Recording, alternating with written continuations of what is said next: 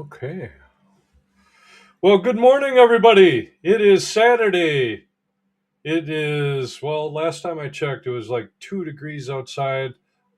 This morning, when I went out to the gym, it was -1. When I left the gym, it was -2. And so we've had a pretty warm week up here. So I am Dr. Jeff Evenson. I'm a board certified doctor of holistic health. Okay. I am not a medical doctor. I do not practice medicine. I don't pretend to. Instead, I help people get their health back through natural means without drugs or surgery. I do that through coaching, muscle testing, applied kinesiology techniques, quantum nutrition testing, nutrition response testing, um, whole food supplements, uh, homeopathic tinctures, herbs, some carbon-based technology, humic and fulvic acids, all kinds of stuff. Um, and it's things that I can use. They're all tools to help a person get their health back, and it works really well. That's how I became a holistic practitioner. And most holistic practitioners have this in their story. I call it the origin story of the holistic practitioner. What is their origin story? What got them into holistic care, wanting to help, wanting to work with others to discover what I found? That's what I want, to help people remember who they are in good health.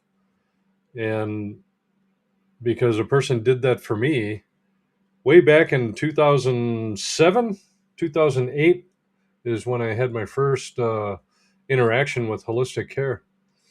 And never did I think at that time that the impact that it had on my life when I really got my health back, that I would go down the road of learning how to do that and ultimately become a board certified doctor of holistic health.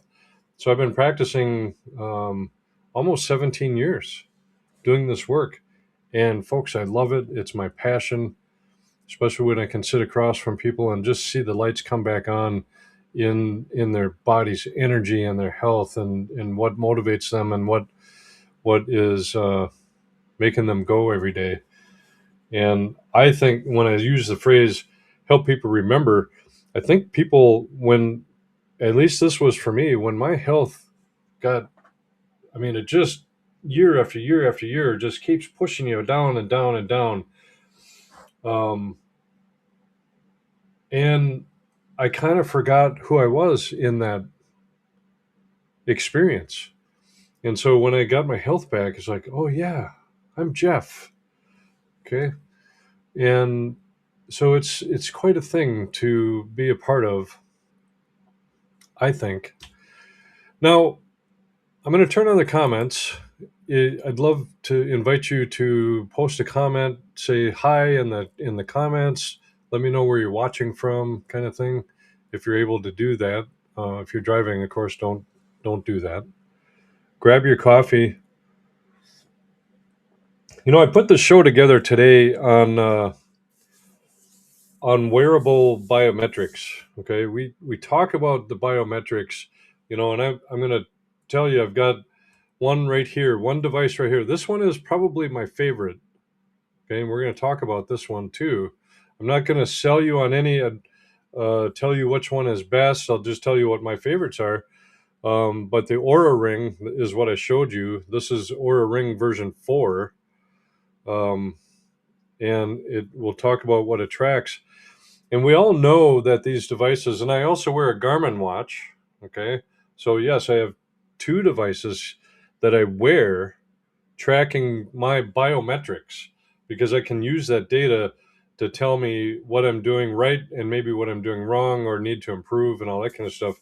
And then in my bathroom, I have a foot scale, or a scale that you stand on, of course, that also tracks biometrics, and it's but that one is looking at things like your body fat and visceral fat and all kinds of other things. But it occurred to me when I look at some of this information, how many people have this data available to them, and perhaps they may not even know what it is they're looking at.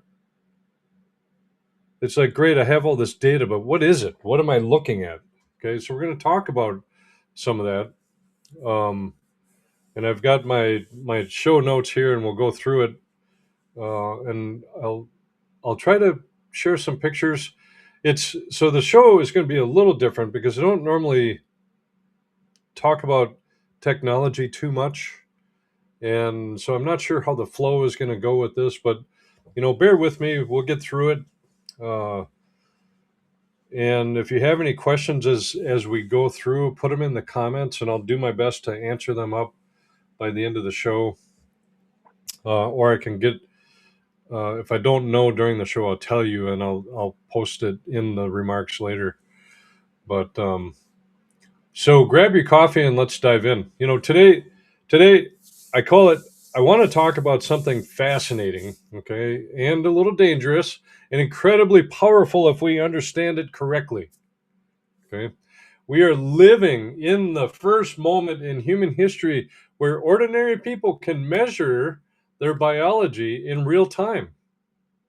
Okay, not in a lab, not in a hospital, not hooked up to wires, on their finger, on their wrist, on their phone. We can wake up and see a number that claims to tell us how well we slept. And trust me, that's a number I look at every day for myself. And maybe I think I'll get into it a little bit later. But we're looking at a score that says how ready we are for the day. And then a graph that claims to know our stress, a trend line predicting whether we're getting sick. That's extraordinary when you think about all this stuff. We've got all of this data right here. But here's the problem with that. Okay?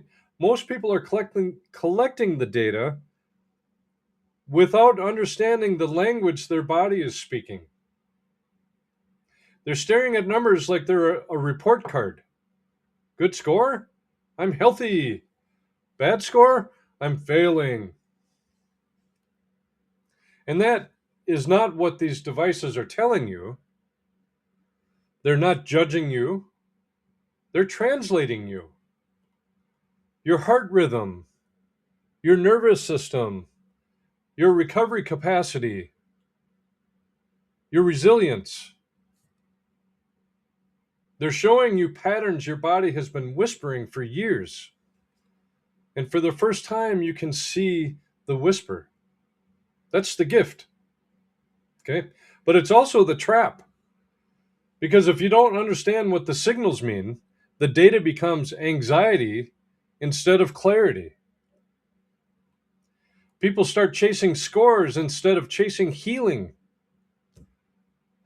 They try to hack numbers instead of restoring systems. They obsess over metrics instead of listening to their body. And what I want to do today is pull the curtain back. We're going to walk through the core biometrics these devices track, not as tech features, but as biological stories. Okay? What is your nervous system doing? What is your immune system signaling? What is your recovery capacity doing? What is your sleep actually repairing? Okay? And most importantly, what do you do with that information? Because data alone doesn't change health. Interpretation changes behavior, and behavior changes physiology. And physiology changes your life. So these devices are not magic rings, they are mirrors. They reflect the state of your internal environment. And if you know how to read that reflection, you stop guessing. You stop chasing symptoms. You start working with your body instead of fighting it. That's where real health begins.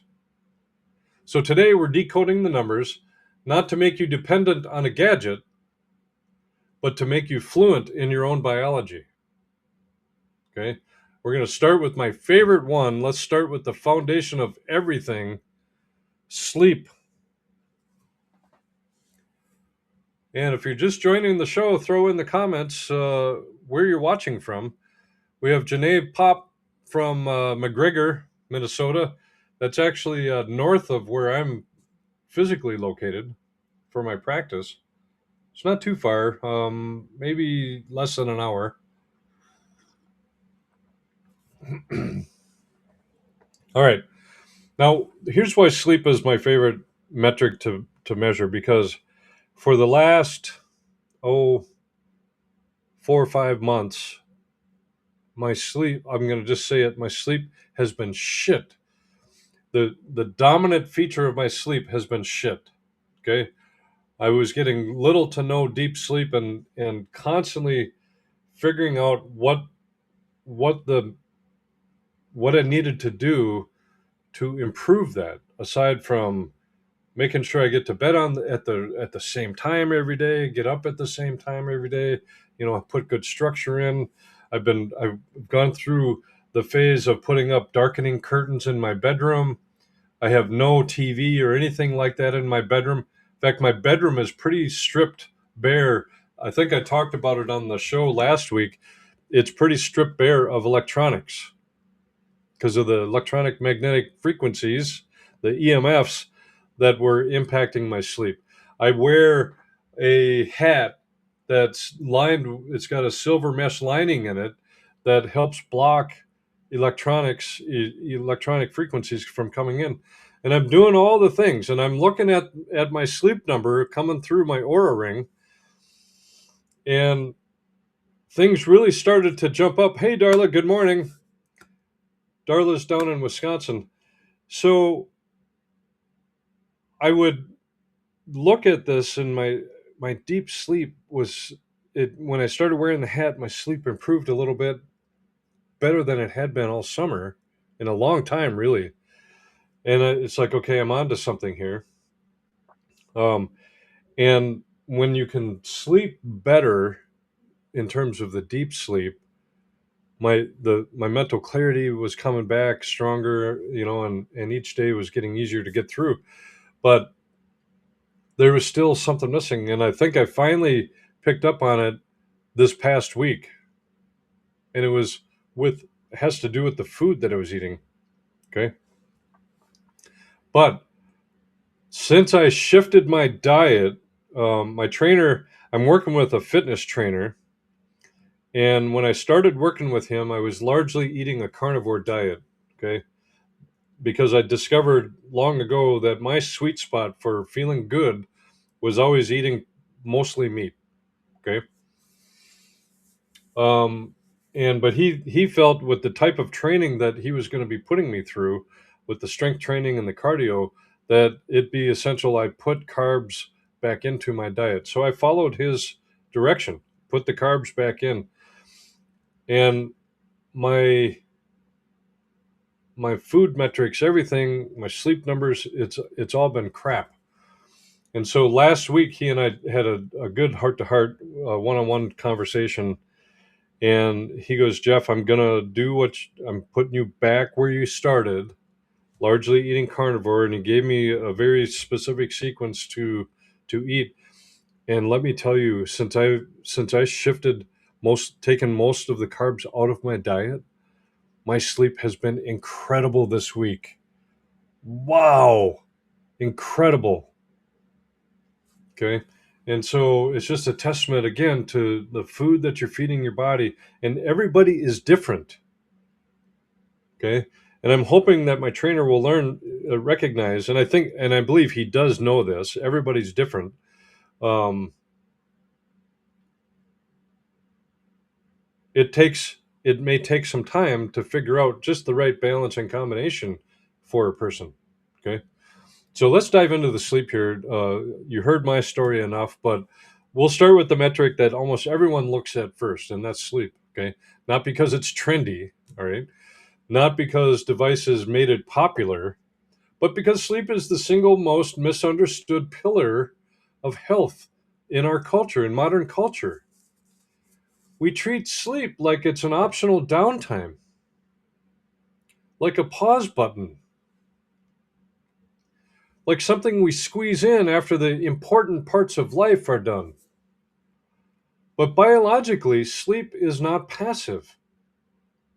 Sleep is an active repair state. When you fall asleep, your body doesn't shut down, it goes to work. Hormones shift, the brain detoxifies, tissues rebuild, the immune system recalibrates, memories consolidate. That's your hard drive defragging. Inflammation is regulated. Sleep is when your body runs maintenance. And wearable devices are trying to measure how well that maintenance cycle is happening, not just how long you were in bed, how effective your recovery was. And that's a huge difference. Most people still think sleep equals hours. I got 8 hours, I'm fine. But sleep quality and sleep architecture matter more than raw time. These devices break sleep into stages because each stage has a job. Light sleep is the transition state, it's the doorway. Deep sleep is physical repair.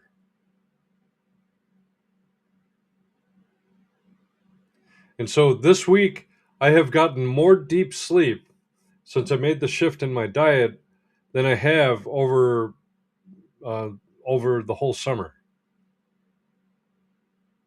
I've, it's remarkable, and I'm using the Aura Ring to tell me how much deep sleep I got, and I'm starting to see that if I get less than 30 minutes of deep sleep, I my day is going to require me to push through a little bit harder.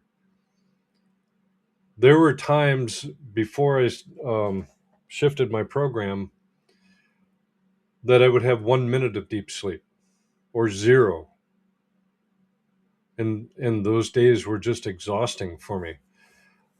So it can be an indicator.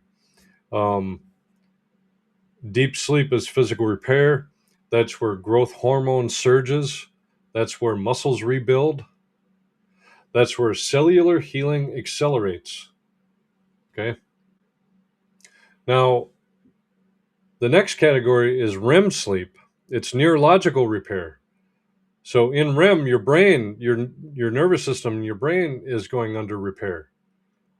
That's emotional processing, memory integration, brain recalibration. So if deep sleep is body repair, REM, which stands for rapid eye movement, REM is mind repair. Okay. And when people are inflamed, toxic, stressed, overworked, or nutritionally depleted, those stages fragment. And I'm a testament to that. I know this because I've been tracking my stats. They may be in bed, you might be in bed for 8 hours and wake up exhausted. Not because you didn't sleep, but because you didn't repair. That's the key distinction. Wearables aren't grading your effort, they're showing you the efficiency of your recovery. So a poor sleep score is not a failure, it's a signal. It's your body saying, hey, last night wasn't enough to keep up. And when that pattern repeats, that's when chronic symptoms begin creeping in. Fatigue, brain fog, hormonal instability, immune weakness, weight resistance, mood volatility. Again, it's not because you're broken, because your repair window is compromised. Okay? So, because it's so cold out, my dog wants in, so I got to go let Louie in. I'll be right back.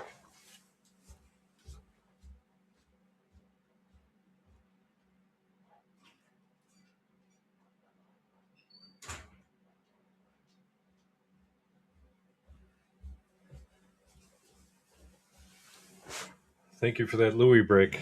During the summer, he doesn't usually do that, but in the winter, he'll ask to be let in. Um, so, and here's where people misunderstand this technology. Okay, they try to force the score up. Supplements, sleep hacks, medications, tracking rituals. Okay, optimizing bedtime like a performance sport. But sleep is not something that you dominate. Sleep is something you allow. It reflects your nervous system state. You cannot out hack a stressed nervous system. You restore sleep by restoring the environment the body feels safe enough to repair in. And that means blood sugar stability, inflammation control, stress regulation, detox capacity, nutrient sufficiency, emotional load. Folks, if you're stressed out all day long and don't resolve this stress, it can definitely affect your sleep. 2 weeks ago, when I had the freeze out in my shop, um, until I had a solution in place, the first night I didn't sleep well because I was stressed about what else could go wrong if I didn't hurry up and get the repair crew in there. Okay. But the next day, I got a solution in place, had a plan of action, and that night I slept great. Okay. So that's a recent example I'm going to give you. I always try to give you an example, but sleep sleep is downstream of everything else. Okay. It's why it's such a powerful biometric. It exposes the hidden load your body is carrying. And when you look at your sleep data correctly, the question is not, how do I fix my sleep score? The question is, what is interfering with my body's ability to repair? That shift changes everything, okay? Because now you're not chasing numbers, you're investigating root cause. And that's where these devices become tools instead of toys. They stop being performance trackers and start becoming early warning systems. Sleep is the first foundation. If repair is compromised, every other metric starts wobbling. Which brings us to the next signal that your body broadcasts overnight, your nervous system balance. And that is reflected in heart rate variability. And the HRV, the heart rate variability, that's actually the one metric that I was looking at. I understand what HRV is because I used to measure it early on in my practice with clients coming in. And I looked at that and I started asking the question, do people really understand what this is? Okay. So even putting this presentation together, I even got more clarity for myself um, to understand how this is helping you. Okay. If you're just joining the show, please say hi in the chat or in the comments and let us know where you're watching from. All right. So heart HRV, it's the nervous system barometer. Okay. And I remember when I first started wearing the Aura ring, the number was very low in terms of HRV tracking. It was incredibly low, and I always thought that was like, God, there's something going on, and there was. Um, so if sleep tells you how well your body repaired, heart rate variability tells you how well your nervous system is adapting to life. Okay. And this is one of the most important biometrics that modern devices track because it reveals something you cannot feel directly. And that's your internal stress load, not just emotional stress, but it can be biological stress, inflammatory stress, metabolic stress, immune stress, neurological stress. HRV is not your heart rate. That's the first misconception. It's the variation in time between heartbeats. Okay. And that's fascinating to me. And that variation is controlled by your autonomic nervous system. And the system that decides, your autonomic nervous system is the system that decides whether you are in fight or flight or rest and repair. And that's your sympathetic or parasympathetic. Survival mode or healing mode. This is what you have to understand. A healthy nervous system is flexible. Okay. It can ramp up when needed and come back down efficiently. That flexibility is called resilience. And HRV is a measurement of that resilience. So higher HRV is a measurement. Higher HRV does not mean you're superhuman. It means that your system can adapt. Lower HRV doesn't mean failure. It means that your system is under load. So something is demanding resources, something is draining recovery.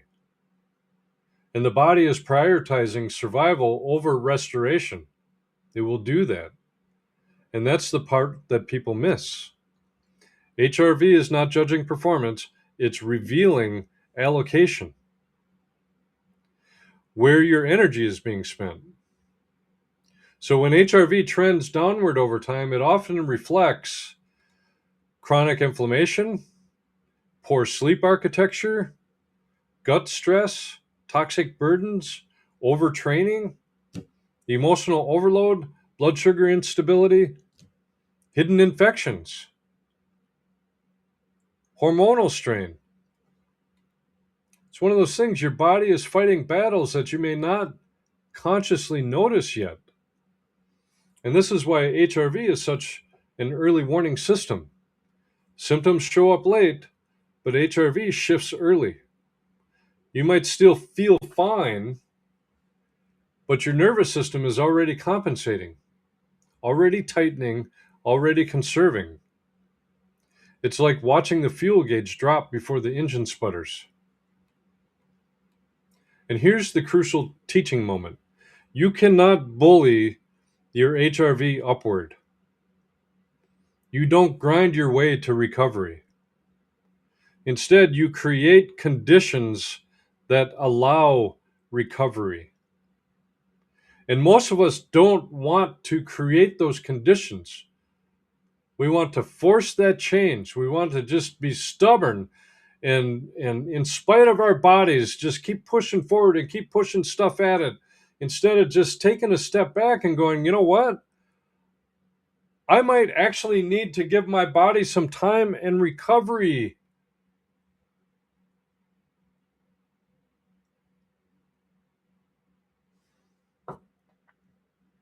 You create conditions that allow recovery.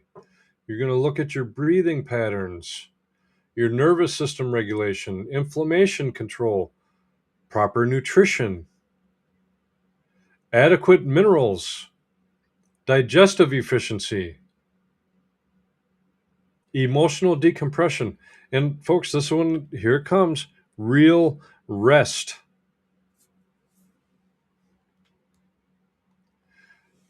HRV improves when the body feels safe enough to expand again. That's the language of it.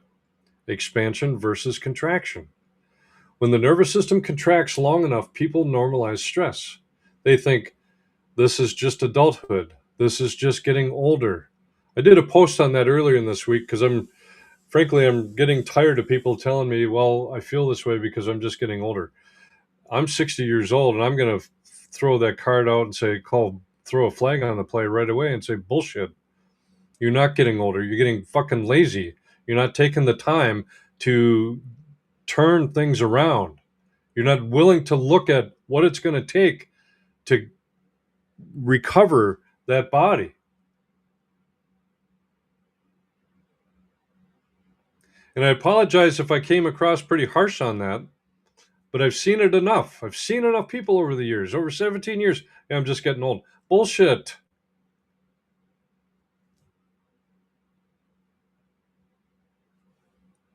You forgot.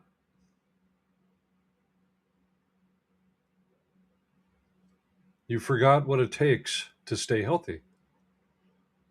Okay. This is normal. And another one, this is normal fatigue. No, bullshit. Okay. The biometric story says otherwise. It says the system is overloaded. And if you listen early, you're going to prevent collapse later. This is where wearable technology becomes incredibly powerful, not because it replaces your intuition, but because it confirms what the body has been signaling quietly. It gives you objective feedback about invisible stress. And when you combine that feedback with real root cause work, which I do here in my practice with people, you can stop reacting to symptoms and you can start managing capacity. And health becomes proactive instead of reactive. That's the shift.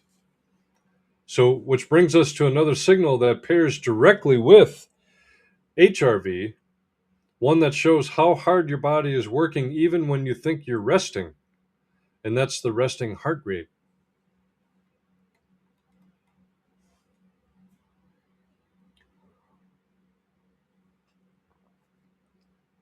All right, folks, if you're just popping in, make sure you comment in where you're watching. I really appreciate you guys tuning in. Now, before we get into the resting heart rate, I wanted to have an aside here. I want to pause for a minute and talk about the devices themselves, okay? I got to make this print a little bit bigger. I can't see it. Because when you talk about the metrics, the biometrics that are getting measured, it's almost, you always get the question, well, which one is best? Okay, well, I'm not here to tell you which one is best because they all have different strengths. The real answer is they're measuring many of the same signals, okay, but they're emphasizing different priorities. So I want to make sure you understand it's not about brand loyalty, it's about what story each device is trying to tell. And I've got three of them I'm going to talk about, probably the three most common ones that are out there. One is the Aura Ring, which you see on my finger. Um, the story that the Aura Ring focuses on is recovery first. Okay. It's built around recovery and nervous system insight. It's less about workouts with the Aura Ring, and it's more about, it's more about what happens when you're not exercising. Okay. The core focus of the Aura Ring is sleep architecture, HRV trends, resting heart rate, temperature deviation, and readiness scoring. And I thought that temperature deviation was pretty cool because this was a few weeks ago, maybe a couple months ago. I looked at the app and it was telling me that my temperature was running higher during the night than it normally does. And sure enough, it was soon after that I started not feeling so well. And then readiness scoring. Okay. The strengths of the Aura Ring, of course, is excellent sleep tracking. I wear this thing 24/7. It's very strong consistency with the HRV. It picks up the subtle temperature trends, and it's easy to wear. It's comfortable to wear. I'm currently wearing it on my index finger, but the version I had before this, I was wearing over on my right hand on my ring finger, and I think I like it better over there. I'll have to wait till version 5 comes out to put it back. And then minimal distraction. There's no screen. It's just on your hand. Okay. It syncs with your phone. The limitations, it's not a performance training device. Okay. It's going to give you, it has limited workout analytics and there's no live exercise display. Okay. So, in simple terms, the Aura is a recovery microscope and it's for people who want to understand internal stress and repair. Now, the Garmin, okay, which I wear this right here, the Garmin watch. This one is the Phoenix Pro model. This one, the story it focuses on is performance first. Okay. Garmin, they're built around athletic performance and training load. I like it because I can put it on track when I'm out hiking. I can track when I'm out, especially during the summer, when I'm out kayaking or rowing or canoeing. It tracks any type, tracks when I'm out golfing, tracks all your steps. It monitors your performance, uh, regardless, I think, of what type of exercise it is. I could wear it if I'm swimming laps in a pool. Okay. But it does track. It's built around athletic performance and training load, but they still track recovery, um, but through the performance lens. Okay, the core focus with the Garmin device is training stress, the VO2 max estimates, heart rate zones, which I like that. It tells you there's 5 zones for how much time you spend in each zone. Um, Body battery score, sleep and HRV status, and workout analytics. Okay. The strengths for this device is deep exercise metrics, as I was telling you. It has GPS precision. So it knows I can use it as a navigation. It's got a compass on it. Training load management and fitness progression tracking. Okay. The limits are, it's bulkier for sleepwear. I do sleep with my watch on just because I'm tracking metrics because I keep trying to understand this whole world of wearable biometrics. But the sleep tracking is less refined than the Aura Ring. Okay, it's more athlete oriented than lifestyle oriented. So if you're trying to be physically active, and you don't have to have a Garmin device, this is probably the higher end because I am so physically active outside. They have other devices that you can wear just when you're in the gym or something, or when you go for a run, you know, or you want something to track your steps every day. Okay, there's other smaller devices that you can buy from them. But the Garmin asks, how hard can you push?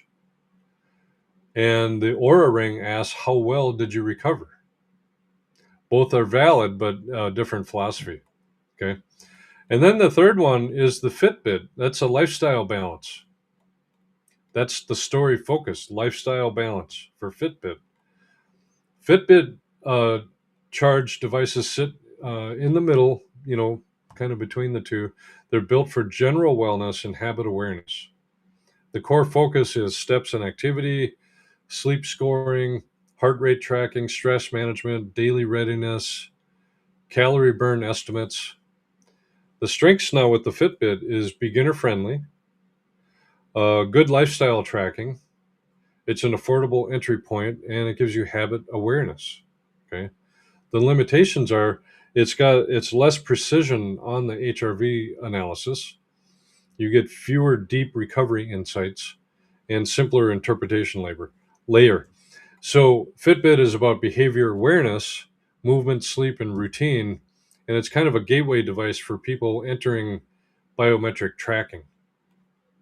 So the real comparison, all three are measuring variations of the same biological signals: the sleep, heart rhythm, movement, stress load, recovery patterns. And the difference here is on its emphasis. The Aura is emphasizing internal recovery. Garmin is emphasizing external performance. Fitbit is emphasizing lifestyle habits. None of them heal you. Okay. They reveal trends. And the best device is the one that supports the conversation that you want to have with your body. So if you're chasing performance, go Garmin. If you're chasing recovery clarity, go Aura. And I'm chasing both. If you're building health awareness, Fitbit. The tool matters less than the interpretation, and that's the part that most people skip. Okay. Hopefully you got something out of that. Throw in the comments which one um,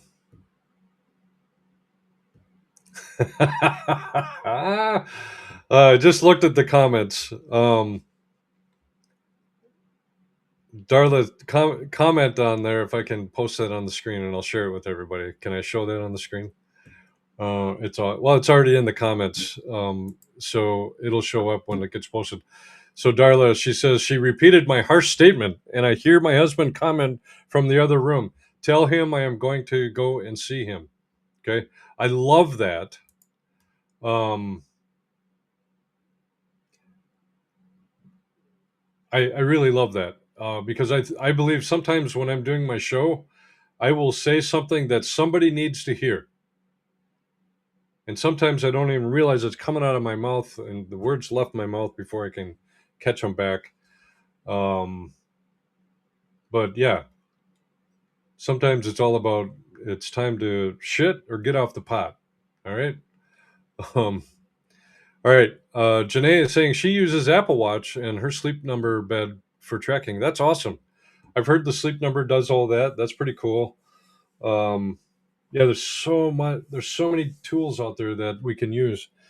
And I used to use the Apple Watch, but with the type of I live up well, as you know, Janae, I live not that far from you, um, out here in the woods, and I kept and with the day to day work I have on my homestead, sometimes it wasn't. I didn't feel it was as rugged as I needed it to be. I was worried more about damaging the watch than I was about using it. So I went back to the Garmin watch. It fits my lifestyle a little bit better. But I did love the Apple Watch. But I couldn't, I didn't want to afford both. So, all right. So the resting heart rate is where we left off. We talked about the HRV, heart rate variability, looking at your nervous system. The resting heart rate, this is the hidden workload. Okay. If HRV tells you how adaptable your nervous system is, resting heart rate tells you how hard your body is working behind the scenes. And most people misunderstand this metric because they treat it like a fitness badge. Lower equals good, higher equals bad. Okay, that's too simple. Resting heart rate is not a morality score, it's a workload indicator. And it reflects how much effort your body is spending just to maintain baseline function. Think about that. You're not exercising, you're not stressed in the moment, you're asleep or at rest, and your heart still has a job to do. If resting heart rate trends upward, the body is compensating for something. Not panicking, compensating. Good morning, Teresa from Steuben, Maine. All right. And compensation is one of the most important concepts in understanding chronic health problems. Our body's compensating all the time. The body will adapt quietly for a long time before it fails loudly. Think about it. Your body, how many times have you seen people, they just push and push and push, and all of a sudden the body just quits? Oh, too late, they just had a heart attack. Okay. I'm a firm believer that if you ignore your body long enough, the universe will come around and take you off the playing field and bench you.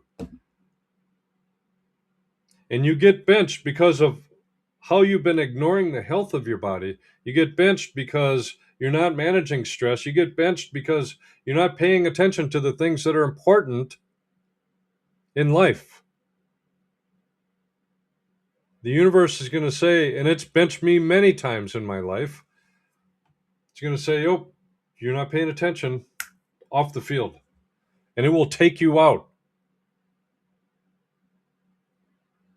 Now, hopefully, it doesn't take you out to the point where you're completely out of the game, and that means you had a heart attack that you didn't come back from, or you picked up some kind of well, I don't like to use words like cancer and all that, but you got something and you couldn't come back from it. Okay. Your body will compensate for so long before it's going to say enough, and the universe will take you off the playing field. So here's the deal.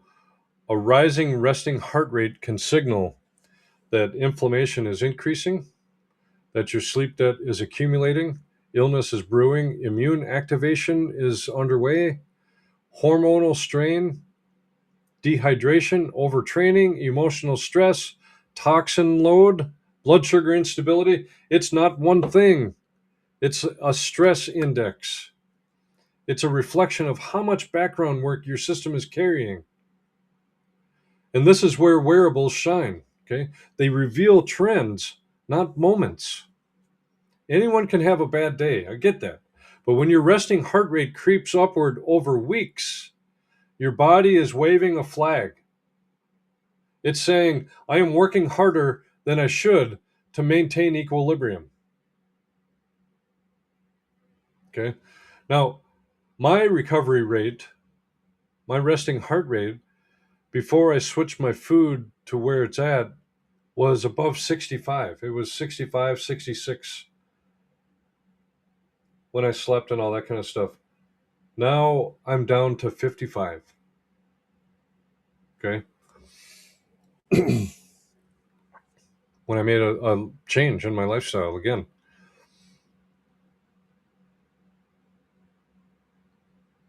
And here's what's fascinating, most people don't feel this immediately. They normalize it, they adjust their expectations downward. Think about that. They think, I'm just tired lately. Again, I must be getting older, which is bullshit. Or this is normal. How many times? I used to say that. Oh, I used to use those excuses. This is normal. I'm tired every day. This is normal. I must just be getting older. I've got all these aches and pains. It's because I'm getting older. Bullshit.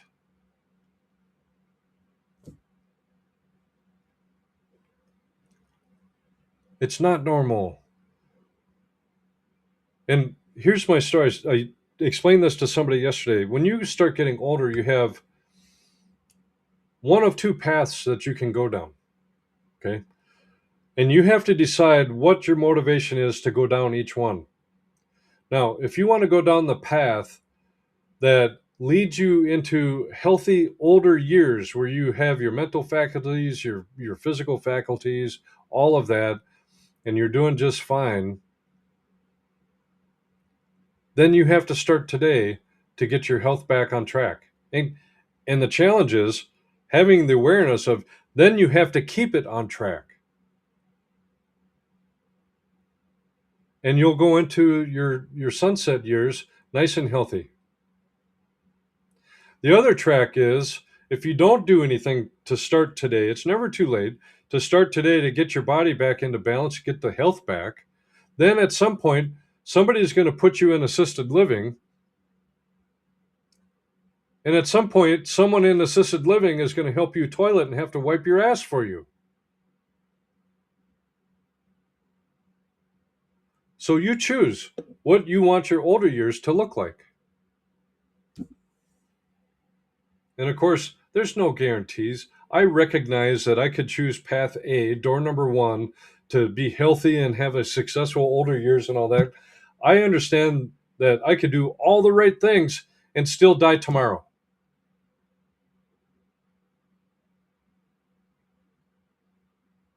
But at least if I die tomorrow, I know I was happy, I was strong, I was doing all the right things. What that means to me is God said, Jeff, I need you home. Calling you home right now. Okay. So the data shows what the cost of that normalization is. Your system is burning extra fuel. And when the body runs hot long enough, burnout is going to follow. Not just emotional burnout, but you're going to get physiological burnout. You're going to have adrenal fatigue patterns, chronic inflammation, metabolic slowdowns, weakened immunity, cognitive fog, the brain fog moves in. The resting heart rate is like watching engine RPMs while the car is idling. If the engine is revving high at a stoplight, something is off. You don't ignore it, you investigate. And again, the mistake people make is trying to force that number down. Breathing tricks, cold plunges, supplements stacked blindly. Those can help, but only if you address the reason the workload increased. The number is not the problem. The number is the clue. When resting heart rate improves naturally, it means inflammation is decreasing, recovery is improving, the nervous system is stabilizing, and energy production is more efficient. The body's no longer fighting to maintain baseline. It has margin again, and margin is health.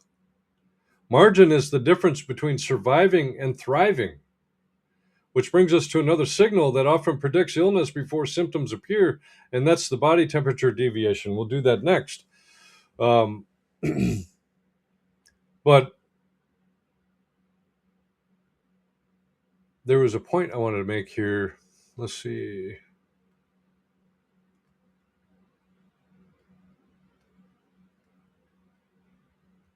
Well, it must not be important. Um, yeah, you can try all the tricks in the books. You can look for now remember you can look for the shortcuts to get you there. But folks, these things didn't appear suddenly overnight. Okay.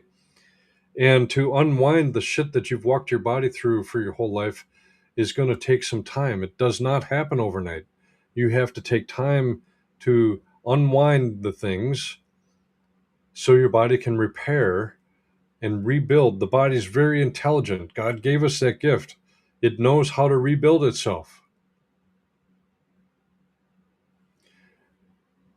You have to give yourself the gift of grace and allow yourself the time you need to unwind all of the things that got you there.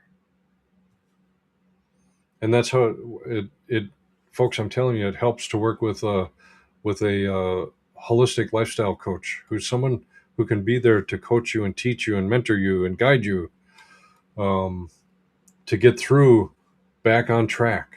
Okay. All right. So where does the temperature come in? Teresa says she loves her Aura Ring and Apple Watch. Yeah, they're great. What a great pairing. It is a good pairing. That's why I like to pair the Aura Ring with my Garmin watch. So temperature can be the early warning signal. We always hear of temperature. Women, when they monitor their temperature, they know if they're getting ready to ovulate and all that kind of stuff. Those are important metrics to know. But body temperature is one of the oldest vital signs in medicine. Okay. But wearable technology changed how we look at it. Thank you, Teresa. Your holistic doc has been a huge help with my life. All right. But wearable technology changes how we look at it. We used to treat temperature as a snapshot. You feel sick, you take your temperature, you look for a fever. That's reactive. Okay. Wearables measure temperature as a trend. And trends tell stories long before the symptoms show up. And your body temperature is tightly regulated for a reason. It reflects metabolic activity, immune activity, and hormonal signaling. Even small deviations matter in that, not dramatic fever spikes. Okay.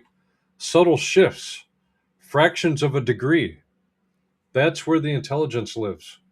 When your nightly temperature trends upward, it often means the immune system is activating. Not necessarily illness yet, activation.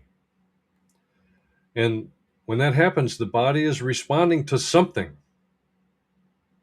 Could be inflammation, it could be an infection, environmental stress, hormonal fluctuation, toxin exposure. It's preparing. And most of the time, you don't consciously feel that preparation taking place. You just wake up thinking, I feel a little off. Temperature data lets you see the off before it becomes obvious. And that's a powerful thing because the body rarely surprises you. It signals quietly, gradually, predictably. We just weren't equipped to see those signals before. And here's the deeper layer. Temperature isn't just about sickness. It's about metabolic rhythm. A stable temperature pattern reflects a stable internal environment. And when temperature swings frequently, it often correlates with blood sugar instability, hormonal stress, poor detox capacity, chronic inflammation, sleep disruption. The body is working harder to regulate itself. And regulation requires energy. Energy diverted towards stabilization is energy not available for repair. Again, this is about allocation.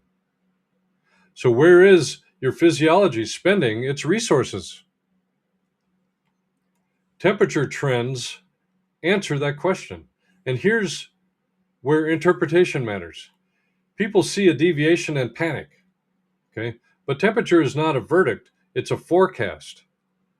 And a forecast gives you a chance to respond early.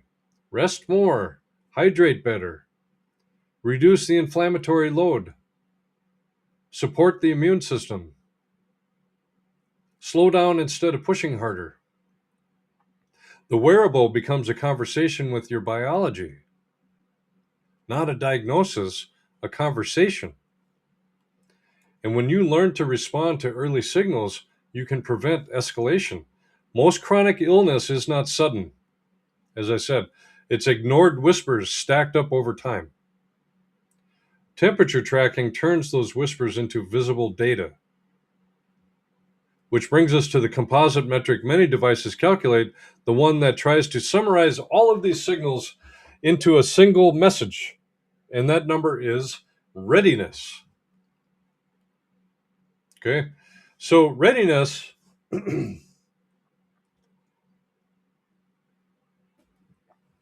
is permission, not pressure. Okay, most wearable devices try to summarize your biology into one headline number: a readiness score, a recovery score, a strain balance, a daily status. Different brand names, same idea. Okay, how prepared is your body to handle stress today?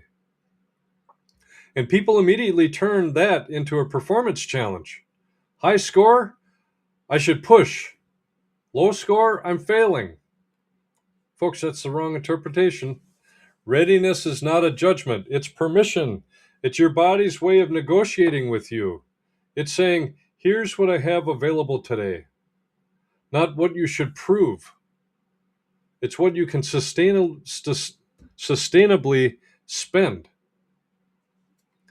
And every day, your body operates on a recovery budget: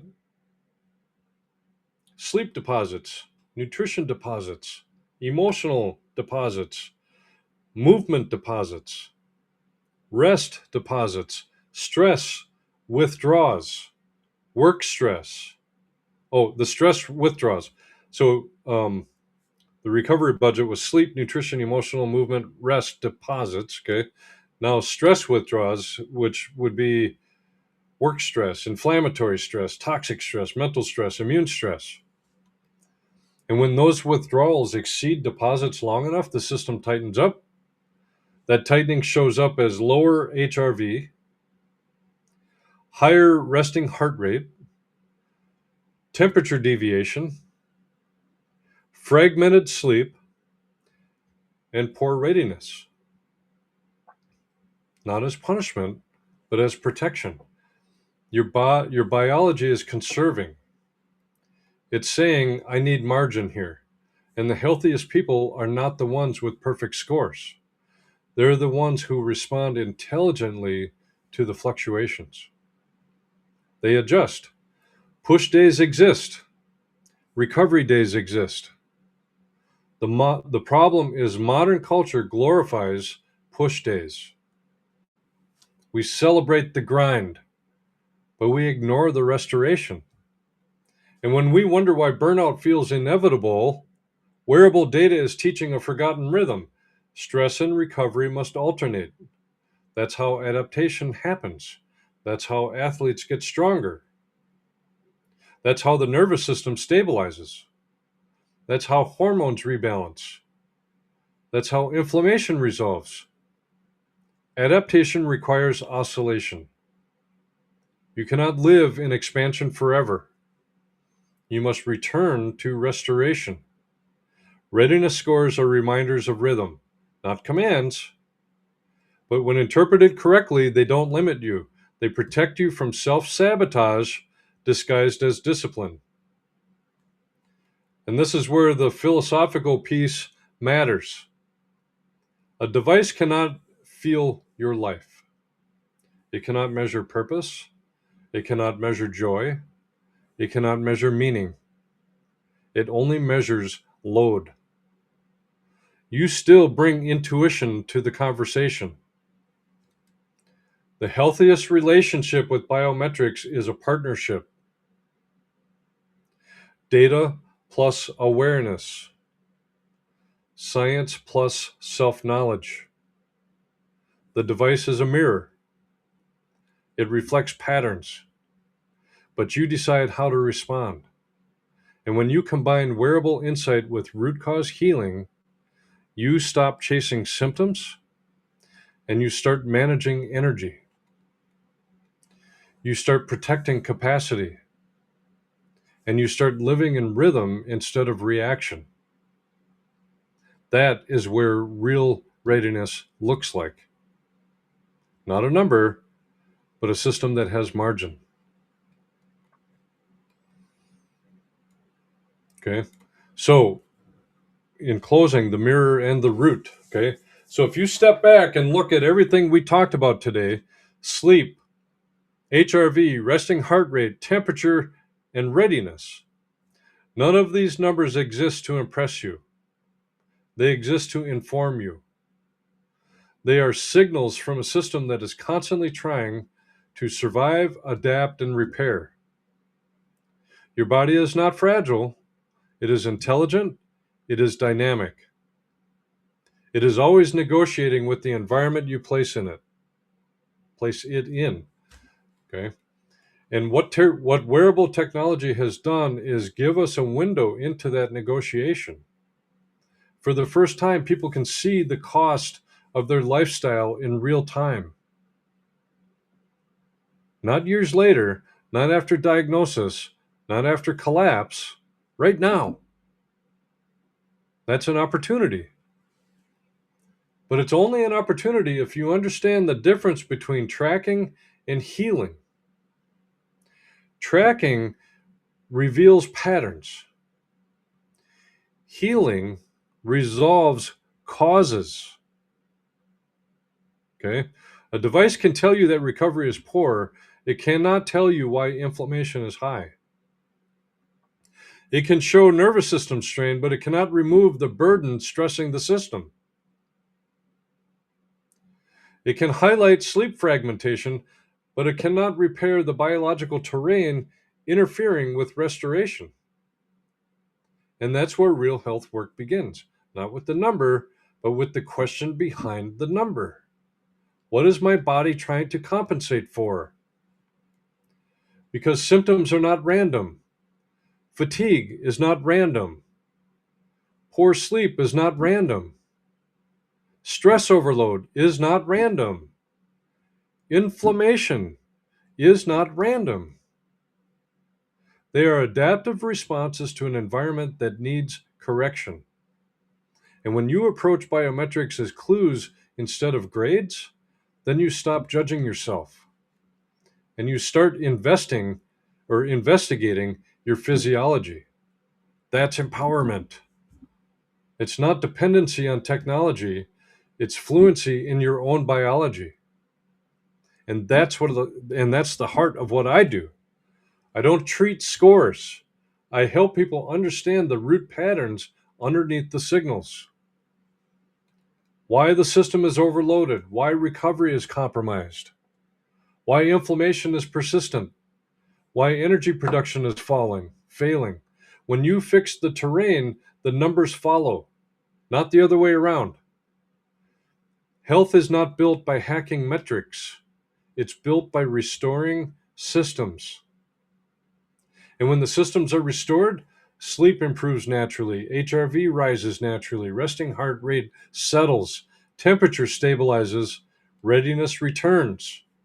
Not because you forced it, because the body no longer has to fight. That's real healing. And the most powerful part of all of this is simple. Your body is not working against you, it's working for you. Every signal is communication, every fluctuation is feedback. And when you learn to listen instead of panic, you turn data into wisdom. That's the shift, that's the work, and that's where real health begins. So thanks for spending the morning with me, and take care of your body. Okay, listen to what it's telling you. But I'm going to close with this. If today's episode hit home for you, if you're someone tracking your sleep, watching your stress, staring at numbers every morning, and wondering why you still don't feel right, that's exactly where I come in. These devices are showing you signals, but signals without interpretation keep people stuck in loops. You don't need more hacks, you need clarity. You need to understand why your body is carrying the load it's carrying, why recovery isn't happening, why inflammation isn't resolving, why energy isn't returning. That's the work I do with people every day. We don't chase symptoms, we don't guess. We assess the system, find the interference, and remove what's blocking repair. When the terrain changes, the metrics change naturally. So if you're tired of tracking and not improving, if you're ready to move from data to direction, I invite you to start a conversation with me. Schedule an assessment. Go to my webpage, evensonholistic.com, and right on the top page is a promo code to give you a discount on the assessment. It'll save you some money. But that's always the starting point for all of my new clients. I don't just look at somebody and say, okay, I'm going to start here. I start everybody through an assessment so we can put together a game plan on what is going on in your body. Okay. Let's look under the hood instead of staring at the dashboard. You don't have to live guessing about your health.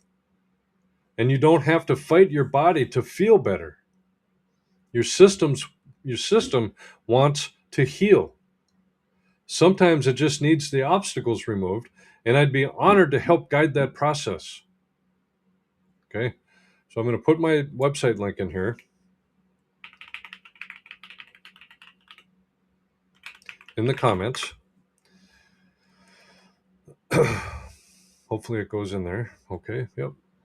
And right in the middle of the webpage, excuse me, is a link that says "Start Your Journey." Okay, but remember the promo code. It's on the top of the main page. And when you're ready, we will start. Okay. So let's close with a prayer. Father, thank you for the incredible design of the human body, for the intelligence woven into every cell, every system, every signal that keeps us alive and adapting moment by moment. Help us to slow down enough to listen, not just to the noise around us, but to the quiet messages within us. Teach us to see our bodies not as enemies to fight, but as partners in the life you've given us. When we feel tired, help us seek restoration instead of shame. When we feel stressed, guide us toward wisdom instead of fear. When we see signs that something is off, give us courage to investigate instead of ignore. Remind us that healing is not punishment, it is invitation, an invitation to return to balance, to stewardship, to respect for the gift of life you placed in our care.